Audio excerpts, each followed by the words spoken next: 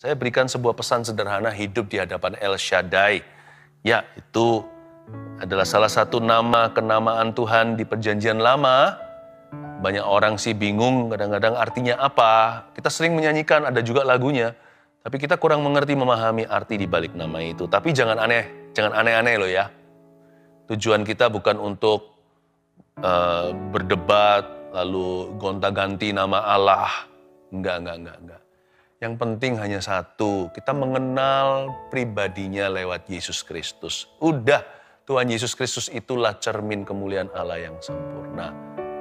Saya nggak mau mengubah di mulut saya, Jesus Christ my Lord. Yesus, bahasa apapun sama saja.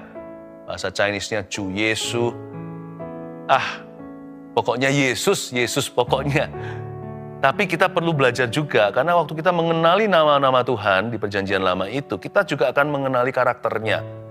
Lalu kita bisa mengalami perbuatannya. Maka kita perlu belajar lagi. Apa arti El Shaddai ini ya? Jadi saya kasih judul Hidup di Hadapan El Shaddai. Buka bersama dengan saya Kejadian pasal 17, ayat yang pertama. Hari-hari ini saya banyak bahas soal Abraham dan banyak soal Kejadian ya. Ayat pertama bunyinya gini. Ketika Abram berumur 99 tahun, maka Tuhan menampakkan diri kepada Abram dan berfirman kepadanya, Akulah Allah yang Maha Kuasa, hiduplah di hadapanku dengan tidak bercelah. Jadi ayat 1 dulu berhenti di situ saya jelaskan. Ketika Abram berumur berapa? 99. Tuhan menampakkan diri kepadanya. Ini bukan pertama kali Tuhan menampakkan diri. Pada waktu Abram umur 75 tahun, dia dengar suara. Tepatnya seperti apa tidak digambarkan. Kalau Samuel dengar suara audible, Samuel.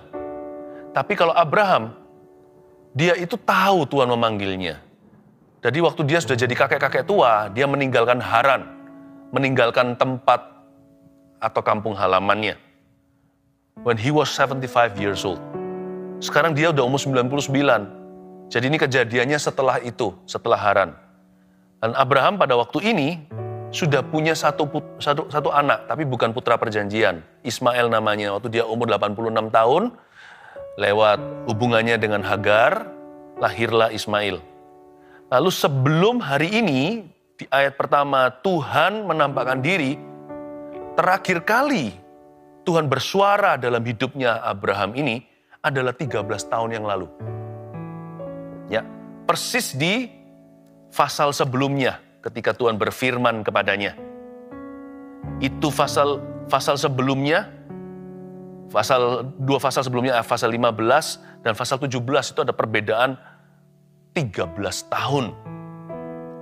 Meskipun Abraham belum mendengar sesuatu yang baru. Kayaknya dia itu forever menunggu, janji kok nggak pernah kunjung digenapi. Abraham nggak peduli. Mari kita belajar dari Bapak iman kita. Dia tetap hidup di hadapan El Shaddai. Dia tetap hidup benar di hadapan Tuhan. Banyak orang kan begini.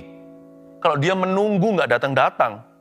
Kalau dia menanti dan tidak pernah tiba yang namanya janji. Sama sekali tidak ada titik terang. Tidak ada tanda-tanda. Biasanya orang langsung berubah setia. Entah jatuh dalam dosa atau meninggalkan Tuhan atau sudahlah nggak percaya. Abraham nggak gitu, makanya dia bapak iman. Dia itu berani maraton sama Tuhan. Umur 75 Tuhan suruh dia pergi meninggalkan Haran.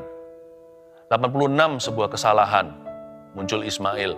Yaitulah di tengah-tengah dia sempat goyah, Abraham juga manusia. Tapi pada waktu umur 99 Tuhan menampakkan diri kepadanya sekali lagi. Lama setelah dia mendengar suatu pesan dari Tuhan sebelumnya. Bayangkan, kalau 13 tahun Tuhan tidak berbicara kepada Anda, masih bisa setia nggak? 13 tahun kerasa lama bagi kita ya. Tapi Tuhan itu dalam kekekalan. Itu seperti hitungan detik saja atau menit. Jadi jangan pernah kita itu tergesa-gesa meninggalkan Tuhan. Kayaknya Tuhan lupa sama saya, mana bisa yang Maha Kuasa itu pikun. Mana bisa dia melupakan ciptaannya, apalagi karya tebusannya. Kita ini sudah dibeli kembali di Kalvari. Nggak mungkin Tuhan melupakan Anda. Just because hanya karena janji Tuhan belum digenapi, bukan berarti Tuhan melepaskan Anda. Just because hanya karena Tuhan sudah lama nggak berbicara, secara istimewa maksudnya. Bukan suara hati saja atau ketika kita baca Alkitab. Tapi ketika kita mengalami sebuah pengalaman yang sensasional. Hanya karena udah lama gak ada yang gituan, bukan berarti Tuhan mati. Tuhan nyata, tapi kalau dia seolah-olah berdiam diri, itu berarti dia menguji. Abraham itu di pasal-pasal sebelumnya, terakhir kali tercatat dia mendengar suara Allah atau Allah berfirman kepadanya melalui mimpi atau melalui penampakan secara nyata atau hanyalah sebuah panggilan, pokoknya terakhir kali dia dengar suara Tuhan itu secara langsung 13 years ago, 13 tahun yang lalu. Tapi dia tetap hidup di hadapan Allahnya. Akhirnya waktu dia umur 99 tahun, happy birthday to you, Tuhan menampakkan diri sekali lagi. Sekali lagi kita baca ayat 1, ketika Abraham berumur 99 tahun, maka Tuhan menampakkan diri kepada Abraham dan berfirman kepadanya. Ini firman Tuhan, Akulah Allah yang Maha Kuasa. Kasih catatan, kata Allah yang Maha Kuasa di sini, Akulah El Shaddai. Itulah kalimat Ibraninya. Akulah Allah yang mencukupkan. El Shaddai itu artinya God of all, I am God all sufficient, atau akulah Allah yang menyediakan. Tuhan memperkenalkan dirinya sekali lagi seolah-olah baru kenalan, padahal Tuhan udah jalan sama Abraham itu puluhan tahun, atau lebih tepatnya Abraham sudah berjalan mengikuti Tuhan. Itu udah puluhan tahun silam. Tapi kali ini Tuhan memperkenalkan diri dengan sebuah sebutan yang berbeda, supaya Abraham masuk ke dimensi baru. Karena orang yang hidup di hadapan Allah tidak akan pernah masuk ke perkara-perkara lama. Tuhan akan bawa dia dari kemuliaan kepada kemuliaan. Tuhan akan bawa dia dari satu hal kepada hal-hal berikutnya. No eye has seen, no ear has heard what he has prepared for you. Tidak ada mata yang sudah melihat, telinga belum dengar apa yang Tuhan sediakan. Orang yang hidup di hadapan Allah akan mengalami pengalaman-pengalaman baru dan pengalaman nyata. Karena kita bukan menyembah teori. Dan kita bukan punya agama. Bukan itu intisarinya. Kita itu hidup di hadapan seorang pribadi yang nyata. Tahu nggak Allah kita itu hidup? Di dalam Yesus Kristus. Dia sudah bangkit. Jadi kalau dia berkata, Tuhan berkata, Akulah Allah yang Maha Kuasa, itu pewahyuan baru buat Abraham. Kita nggak perlu pewahyuan baru hari ini. Alkitab nggak bertambah kok. Koper kita bisa beranak cucu kalau kita pergi luar negeri. Lalu habis itu shopping, lalu habis itu tambah koper 1, 2. Alkitab nggak bisa tambah sesudah wahyu. Oke, jadi jangan ada orang yang klaim aku dapat pewahyuan baru. Semua yang saya sampaikan ini, penerangannya aja yang baru. Tetapi wahyunya udah lama, kejadian sampai wahyu itu Alkitab yang sudah baku. Tapi kali ini, di perjanjian lama, Allah masih mewahyukan. Sebelum dijadikan Alkitab suatu hari, Allah menyatakan dirinya dengan cara berbeda kepada Abraham. Dia berkata, I am El Shaddai, akulah Allah yang mencukupkan. Dalam El Shaddai tulisannya seperti apa? El, itu sebutan Allah. Shaddai, S-H-A-D-D-A-I. Nah, sedangkan dalam bahasa Ibrani, Shaddai, S-H-A-D, itu artinya chest. Dada. Jadi Tuhan itu cikal bakalnya ayah ibu. Bukankah manusia diciptakan dalam gambar dan rupa Allah? Bukan hanya laki-laki dan perempuan diciptakannya dalam gambar dan rupanya. Betul kan? Berarti siapa inspirasi kasih ibu? Bapa di sorga. Siapa yang menjadi cikal bakal figur ayah? Ya, our heavenly daddy. Dia disebut El Shaddai, Allah yang mencukupkan. Saya kasih sedikit penjelasan supaya Anda ngerti artinya. Sebelum kita hidup di hadapannya, kita harus tahu kita hidup di hadapan siapa. El itu Allah, Shaddai. Shad itu artinya chest atau dada. Dialah God Almighty. Pernah lihat nggak beruang kalau lawan beruang? Atau beruang lawan beruang ya. Mereka akan berusaha untuk melapangkan dadanya sekuat mungkin untuk mengintimidasi musuh. Karena yang lebih tinggi biasanya ditakuti. Atau yang lebih besar, seperti itu. Cowok itu gagah, kalau jalannya itu tegak. Jangan bungkuk seperti ini. Ya, apalagi kalau masih muda. Nggak harus kita build-nya besar, nggak harus. Tapi kalau kelihatan seorang laki-laki yang broad shoulders namanya, atau yang pundaknya itu lebar, lapang gini kan gagah ya, kayaknya ya, yang olahraga. Nah Tuhan itulah macho sorgawi. Karena kita kenal dia, karena kita hidup di hadapannya, di hadapan Tuhan, kita punya anshen kan dalam bahasa Chinese-nya artinya kita punya sense of security atau rasa aman. Orang yang hidup di hadapan Tuhan pasti aman dengan dirinya. Karena damai sejahteranya bukan dari bumi. Dia tahu siapa yang menjaganya. Apalagi kalau orang itu yakin dia adalah biji mata Allah. Orang yang hidup di hadapan El Shaddai itu yang paling tenang. Badai bisa datang, taufan juga. Tapi orang yang hidup di hadapan satu audience, hanya satu penontonnya atau di hadapan satu pribadi, El Shaddai, orang itu tidak akan pernah goyah. Bukan karena imannya besar, tapi karena dia tahu siapa yang menjaganya. Tapi Shaddai itu, Shad itu juga artinya chest, seperti dada seorang wanita. Tidak ada yang porno dengan hal ini. Disitulah seorang bayi pertama kali merasakan kasih ibu. Dia merasakan cinta itu dari mama. Tuhan itu lembut, bukan hanya macho. He is gentle too. Inspirasi kasih ibu itu dari Tuhan kita. Sebelum mama dan anak punya ari-ari, Tuhan yang ciptakan Adam dan Hawa. Kadang-kadang saya penasaran aja, mereka punya ari-ari atau enggak ya? Karena mereka enggak dari kandungan, langsung diciptakan dari tanah, dihembusi oleh Roh Kudus. Tuhan kita tuh gentle sekali. He's our embracing God. Dia adalah Allah yang memeluk kita, yang meninabobokkan kita, yang menimang-nimang. Sifat keibuan. Sifat keibuan itu dari siapa? Dari Tuhan. Sifat keibuan. Karena itu kalau datang ke Tuhan bukan hanya kita punya figur ayah. Wah, gagah perkasa dia. Hei, gagah perkasa. Bukan hanya gitu. Kenapa orang masuk hadirat Allah ada yang nangis, ada yang terjama, ada yang terharu. Jangan pernah kita ejek mereka, cengeng lu. Orang itu hidup di hadapan Allah, dia ngalami sesuatu. Malah kita harusnya cemburu. Kok kita nggak begitu? Saya nggak mudah nangis orangnya, tapi waktu masuk ke hadirat Tuhan, kena gentleness atau kelemah lembutan Tuhan. Ya ampun, saya ini orangnya keras dahulu kala. Saya langsung hancur luluh, seperti merasakan kasih ibu. Itu artinya Shaddai. Bukan hanya sekedar mencukupkan materi. Sekarang kita mengerti, kalau kita tahu papa kita itu mencintai kita, ayah kita, dia pasti akan provide. Kalau kita punya hubungan yang sehat dengan ayah kandung kita, atau siapa yang jadi pengasuh kita, atau figur bapak dalam hidup ini, kita nggak perlu khawatir. Papa pulang pasti bawa roti, pasti bawa makan. Papa nggak akan biarkan aku kelaparan. Jadi imannya bukan pada berkat, imannya pada pribadi itu. El Shaddai, berarti dia beriman pada sang ayah. My dad will provide for me. Papa aku akan melindungi. Nggak mungkin bisa lama-lama. Kalau tiba-tiba di rumah ada kalajengking gitu. Wah, yang teriak-teriak, yang cari siapa? Papa. Biasanya nggak cari mama. Papa. Kecuali papanya langsung manjat dinding ya, mamanya yang turun tangan. Tapi papa yang dicari. Tapi waktu kita sakit, siapa kita? Siapa yang kita cari? Kita cari ibu. Ma minta obat. Lalu ditem berapa suhu tubuh, diselimutin, dibikinkan sop. Itu Tuhan semua dalam hidup kita. Seperti itu. Ya, karena kita tahu dia itu siapa. El Shaddai, kita hidup di hadapan siapa. Kita nggak takut kekurangan. Dan ketika kita itu rasa gagal, nggak ada yang terima, semua orang nggak suka, rasanya itu gelisah, bete. Aduh, nggak mau bangun tidur hari ini. Alangkah indahnya cari Tuhan. Lebih indah daripada mencari kasih ibu. Karena Tuhan itu sempurna. Cintanya agape itu tiada duanya. El Shaddai. Setiap kali sebut El Shaddai, saya merinding. Saya tahu dialah kasih ayah, kasih ibu yang sempurna dalam hidup saya.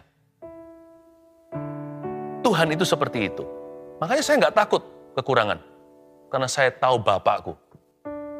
Saya nggak takut kedinginan. Aku tahu Bapak Sorgawiku.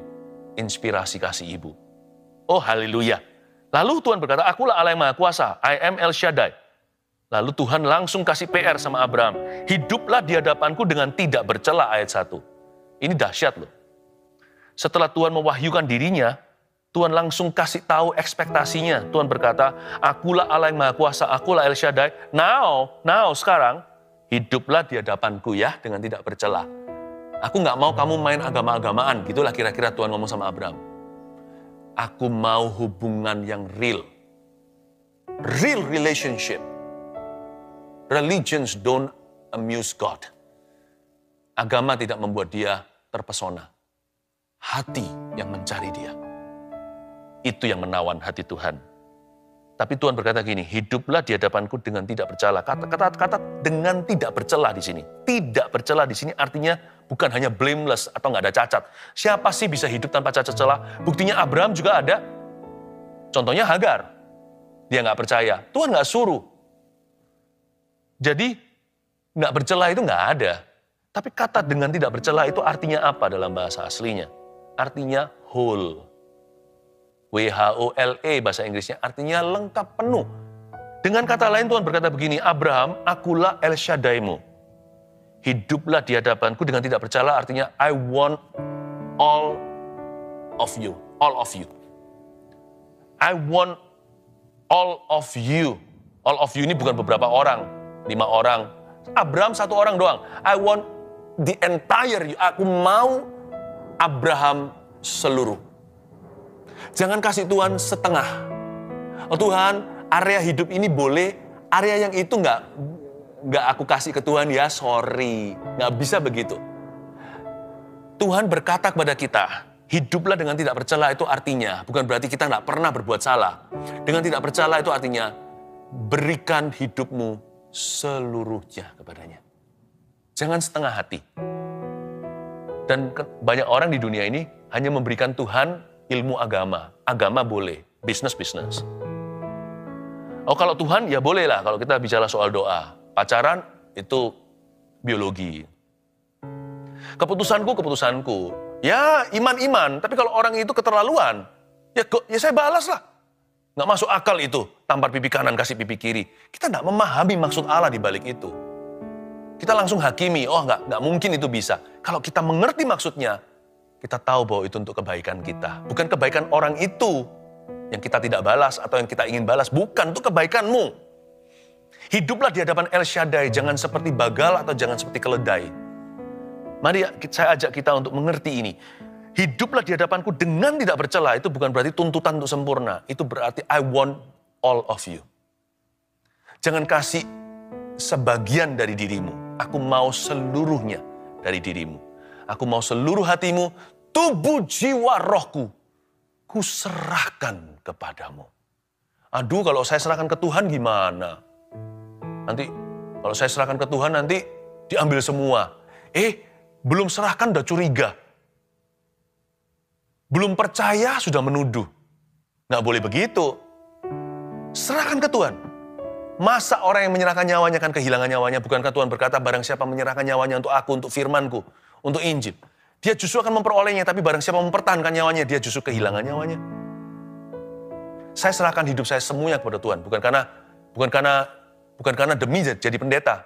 Itu profesi, itu panggilan kita yang beda-beda, tapi hati semua kita panggilannya sama, dipanggil untuk berikan 100%. 100% kepada Tuhan. Waktu saya berikan kepada Tuhan, coba kalau hari ini saya perhitungan, saya berhutang budi selama-lamanya sama Tuhan, bukan hanya hutang dosa, karena saya dulu itu berdosa kepada Tuhan. Tapi setelah saya diampuni, saya pun berhutang budi. Sampai hari ini kalau saya hitung lagi menoleh ke belakang, aduh, itu adalah keputusan yang paling betul yang ku buat dalam hidupku. Ketika ku serahkan seluruh hatiku, tubuh, jiwa, rohku. Ternyata hari ini kalau perhitungan, waduh saya nggak bisa membalas kebaikan Tuhan. Semuanya dari Tuhan. Siapa bilang hidup kita lenyap kalau kita serahkan? Malah kita menemukan kehidupan yang sesungguhnya. I am El Shaddai. I'm more than your father and mother combined. Aku lebih daripada ayah dan ibumu. Oh haleluya, ayat 2. Aku akan mengadakan perjanjian antara aku dan engkau. Dan aku akan membuat engkau sangat banyak. Ayat 2 itu ya, kalau membaca Alkitab ya, tolong dikasih perhatian khusus untuk setiap kata aku akan. Let's learn to know. Mari kita betul-betul menangkap the divine will and shall. Will, I shall. Aku akan. Semua kata-kata akan yang ilahi itu mengandung janji. Aku akan mengadakan perjanjian antara aku dan kau. Aku akan membuat engkau sangat banyak. Hidup di hadapan El Shaddai itu tidak merugi. Bukan berarti kita itu pikirannya materi. Atau motivasi atau manipulasi. Enggak, tapi saya beritahu sebagai fakta, kebenaran. Hidup di hadapan Tuhan itu Tuhan yang rugi punya kita, bukan kita yang rugi punya Tuhan. Sebab Tuhan itu adalah Allahnya. Tuhan adalah Allah, aku akan. Kita Kita hanya janji-janji doang terus terang. Tuhan, aku akan taat padamu. Jatuh dalam dosa. Aku akan hidup suci. Besok kehilangan kekudusannya. Bedanya kita sama Tuhan, aku akan kita nggak bisa dipercaya. Aku akannya Allah, sumber percaya. Sebenarnya loh, hidup di hadapan El Shaddai, siapa yang rugi, siapa yang untung? Bukankah yang rugi itu Tuhan punya kita? Kita banyak masalah kan? Kita selalu menyerbu tahta Tuhan membawa apa? Problema. Tapi Tuhan datang ke hidup kita membawa apa? Membawa berkatnya, urapannya, deliverance, kelepasannya, kesembuhannya. Kita bawa ke Tuhan sakit penyakit saja. Hidup di hadapan El Shaddai itu indah. Karena kita diuntungkan. Karena Tuhan berkata, aku akan. Kalau Tuhan sih nggak perlu nunggu sama kita. Tuhan ampuni kita dulu. Nggak ada kan orang yang terima keselamatan gini. Kita janji dulu, tulis di kertas, turun 100 halaman, aku akan bertobat. Tuhan ampuni ketika kita percaya. Bahkan penyamun di samping Yesus itu langsung diampuninya. Dia nggak bisa berbuat apa-apa. Belum bisa berbuat baik sama sekali. Belum ada kesempatan, langsung mati hari itu. Tapi kalau Tuhan berkata, aku akan. Itu berarti Tuhan mau memberkatimu. Kita punya aku akan tidak diperlukan. Betapa indahnya ya hidup di hadapan El Shaddai. Di hadapan Tuhan yang menyediakan, Allah yang mencukupkan. Untung loh. Saya anggap goal saya hari ini, sharing ini, bukan supaya saya memberi Anda tips gimana diberkati, atau memberi Anda tips bagaimana jadi orang lebih baik. Enggak. Kalau Anda dan saya bisa sadar betapa beruntungnya kita ini punya Tuhan.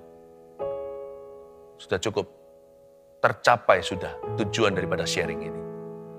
Hidup di hadapan El Shaddai, it's your blessing, itu untungmu dan untungku. Jangan lepaskan dia. Kalau sesuatu itu super berharga, jangan lepaskan. Cowok kejar cewek, udah dapat jadi girlfriendnya, tunangannya, dipegang betul-betul, jangan sampai nanti direbut orang. Apalagi Tuhan, manusia itu gak sempurna kasihnya.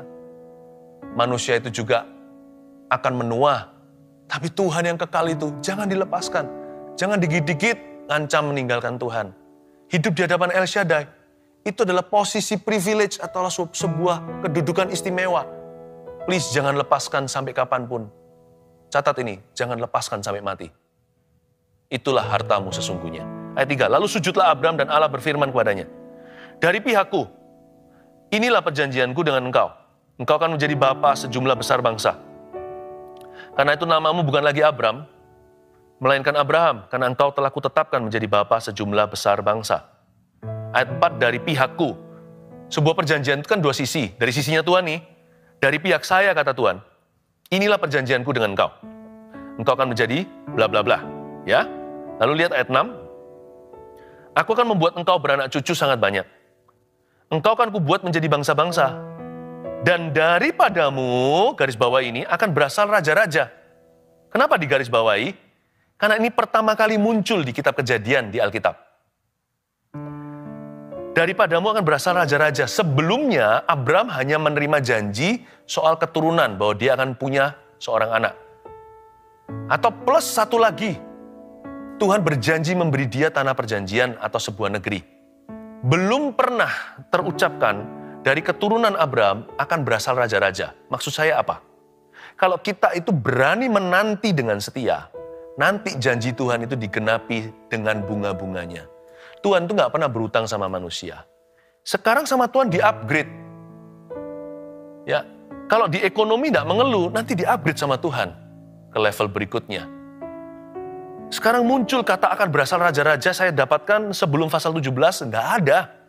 Aku akan mengadakan perjanjian antara aku dengan engkau serta keturunanmu, turun-temurun menjadi perjanjian yang kekal, supaya aku menjadi Allahmu dan Allah keturunanmu. Ini pun gak ada. Garis bawahi.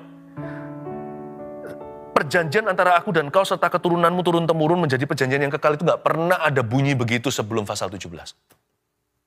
Saya rasa ini sudah beda nih sekarang liganya. Ini sudah naik kelas. Karena Abram 13 tahun diuji Tuhan lewat silence. Silence is golden, people say. Orang berkata diam itu emas. Tapi kalau diam itu kita di bagian sisi yang perlu kepastian, diam itu adalah penyiksaan. Kalau kita didiamkan sorga 13 tahun itu gimana rasanya? Tapi karena Abraham setia, di-upgrade sama Tuhan. Tuhan berkata, gini Abraham, 13 tahun lalu aku bilang akan memberimu keturunan dan memberimu negeri. Aku tambahi, dari bawah itu nanti akan muncul raja-raja. Dan kujadikan perjanjian kekal dan keturunanmu turun-temurun. Wow, luar biasa. Hidup di hadapan El Shaddai itu cuma hanya satu jalan. Jalan menanti tentunya ya. Alamatnya ini dicatat baik-baik. Kadang-kadang alamat itu bukan berkat. Alamatnya itu adalah sabar. Sabar dulu. Tapi kalau orang hidup di hadapan El Shaddai, Allah yang mencukupkan, ujung-ujungnya itu pasti upgrade. Di-upgrade sama Tuhan. Kepadamu dan kepada keturunanmu kuberikan negeri ini yang kau diami sebagai orang asing, ayat 8. Yakni seluruh tanah Kanaan akan kuberikan menjadi milikmu untuk selama-lamanya dan aku akan menjadi Allah mereka. Ini yang saya sebut fulfillment with interest. Full blown interest. Ini namanya penggenapan janji dengan bunga yang menjadi-jadi. Enak kita lihat gini, kita bangga kan, kita senang. Tapi Abraham yang jalani 13 tahun, sepi. Silent night, holy night sungguhan itu, malam sunyi senyap. Percayalah, kalau Tuhan mengujimu, Tuhan tidak berutang padamu. Allah kita itu maha serius kalau bicara soal rencananya dalam kehidupan anak-anaknya. Alkitab mengatakan dengan jelas di sini, dari pihakku inilah perjanjianku. Berarti Tuhan itu serius. Nah, kita harus serius juga. Serius bukan berarti nggak punya selera humor. Maksud saya serius itu komitmen. Ayat 9. Lagi firman Allah kepada Abraham, dari pihakmu. Nah, sekarang dari pihak kita nih. Dari pihakmu engkau harus memegang perjanjianku. Engkau dan keturunanmu turun-temurun. Jangan hanya suruh Tuhan yang serius, kita juga harus serius. Jangan bertepuk sebelah tangan dengan Tuhan. Bahkan tepuk sebelah tangan nggak bisa dalam pernikahan, apalagi sama Tuhan. Kita harus meresponi, ulangi lagi, meresponi. Katakan dalam hatimu, aku harus meresponi Tuhan. Karena Tuhan sekalipun sudah mati di Kalvari, kalau orang nggak terima Yesus, dia tetap mati. Tetap kalau dia mati di luar Tuhan, dia binasa. Bahasa anak kecilnya masuk neraka. Tetap, sekalipun Tuhan sudah mati untuk dia, sekalipun Tuhan sudah mencucurkan darahnya, orang itu tetap binasa, nggak bisa bertepuk sebelah tangan. Meskipun Tuhanlah maha setia, ketika kita nggak setia, dia jemput kita. Yang lalu-lalu, saya pernah juga di saat teduh ajarkan kan, bukan karena Abraham itu sempurna, Tuhan itu yang jemput dia berkali-kali dari kesalahan. Agar lah, waktu dia ke Mesir lah. Kalau bukan Tuhan, janji itu nggak bisa bertahan. Janji itu bertahan karena lawyernya adalah Tuhan, karena Tuhanlah pembelanya. Kalau dari Abraham udah gagal total, sama seperti kita. Namun demikian, diperlukan respon hati dari kita. Kita harus meresponi dari pihakmu, engkau harus memegang perjanjianku. Inilah perjanjianku, ayat 10 yang harus kamu pegang. Perjanjian antara aku dan kamu serta keturunanmu. Yaitu setiap laki-laki di antara kamu harus disunat. Ini perjanjian lama ya. Sunat ini lahiriah secara badan sungguhan. Anak laki-laki harus disunat. Haruslah dikerat kulit katanmu. Dan itulah yang akan menjadi tanda perjanjian antara aku dan kamu. Anak yang berumur 8 hari haruslah disunat. Yakni setiap laki-laki di antara kamu turun-temurun, baik yang lahir di rumahmu, maupun yang dibeli dengan uang dari salah seorang asing, tetapi tidak termasuk keturunanmu. Berhenti di situ, saya jelaskan ini ya. Dari sisinya Abraham zaman itu, ada hukum sunat namanya, perjanjian sunat, circumcision. Itu menunjukkan keseriusan Abraham dan seluruh rumah tangganya dan suku Yahudi nantinya. Kenapa sunat? Karena saya mikir ini ya, ini bukan sesuatu yang tabu untuk dibicarakan, tapi sesuatu pewahyuan yang perlu kita tahu. Karena saya mikir, kenapa sunat ya? Kenapa kok nggak ditok gitu di mananya, badannya, atau ditato di lengannya lah, atau gimana? Kenapa sunat? Saya beritahu terlebih dahulu, itu adalah bagian intim manusia. Itu adalah alat reproduksi, di mana dari situ cikal bakal bayi. Hubungan yang paling dekat dalam pernikahan, suami istri, itu di situ semuanya. Tuhan hendak mengatakan kepada kita, kalau mau jadi umat pilihanku, mau hidup di hadapan El Shaddai, mau betul-betul mengalami pekerjaan Tuhan, pastikan jangan main-main dengan kekudusan. Saya kasih 2 poin sederhana. Ini adalah bagian kita menunjukkan keseriusan kita yang hidup di hadapan Tuhan. Dari sisi Tuhan udah gak usah diuji. Tuhan tuh serius sekali dari sisi kita sekarang. Poin ke-1, jangan percaya pada daging. Tulis itu. Jangan percaya pada daging. Maksudnya apa? Jangan percaya pada kedagingan. Oh, aku ini fasilida kok. Pasti sukses nanti jadi orang. Yang rendah hati, bukan gagah perkasa, tapi Roh Kudus yang bekerja melaluimu. Oh, aku pintar, gelarku banyak. Jangan-jangan nanti yang tidak bergelar, yang dapat pekerjaan, Anda akan gigit jari. Nggak tentu. Oh, aku cakep, pasti dapat jodoh. Tapi nggak punya kecantikan batiniah. Mana-mana mengeluh. Nanti yang terakhir menikah. Nggak tentu. Jangan percaya pada daging. Soalnya kita, orang-orang Yahudi, umat pilihan Allah ini sudah dicacati. Sengaja dicacatkan. Di area kebanggaan. Disitulah Tuhan memberikan kegagahan seorang pria. Disitulah cikal bakal keturunannya yang menjadi kebanggaannya. Tuhan cacatkan di situ. Dan itu hukum sunat. Hari ini nggak perlu ya, karena kita di perjanjian baru. Jadi sunat seperti yang dilakukan oleh umat Tuhan Israel di perjanjian lama ini, kalau sekarang dilakukan di perjanjian baru untuk bayi-bayi, untuk anak-anak kecil, anak-anak, itu semuanya hanya untuk alasan higienis atau hanya untuk kesehatan atau kebersihan. Sudah tidak ada hubungannya dengan hubungan dengan Tuhan. Yang disebutkan oleh Paulus adalah sunat hati di situ. Jangan percaya pada kedagingan, jangan percaya diri berlebihan. Percaya diri itu harus dalam Tuhan. Saya percaya diri loh orangnya. Kalau nggak gitu nggak berani bicara sama Anda seperti ini. Tapi saya percaya dirinya itu akarnya pada Tuhan, bukan pada diri saya. Kedua, taruh kekang pada nafsu ya. Tuhan bilang nantinya di ayat-ayat berikutnya, nggak usah saya baca. Siapa yang nggak disunat, dia harus dimusnahkan dari perkemahan. Dia nggak boleh ikut dalam rombongan umat Tuhan. Nafsu itu biasanya menggagalkan apa yang Tuhan janjikan dalam kehidupan kita. Bukan karena Tuhan gagal, tapi karena kita menolaknya. Esau contohnya kehilangan hak kesulungan. Tolong ditaruh kekang pada nafsu. Tuhan taruh pada tempat yang paling intim. Ditaruh sebuah tanda atau kekang di situ. Milik Tuhan. Bayangkan, setiap bayi Yahudi, umat Israel itu, anak laki-laki umur 8 hari, di alat kelaminnya, Tuhan kasih tanda, belongs to the Lord. Mau pernikahannya bahagia? Jaga kekudusan ranjang.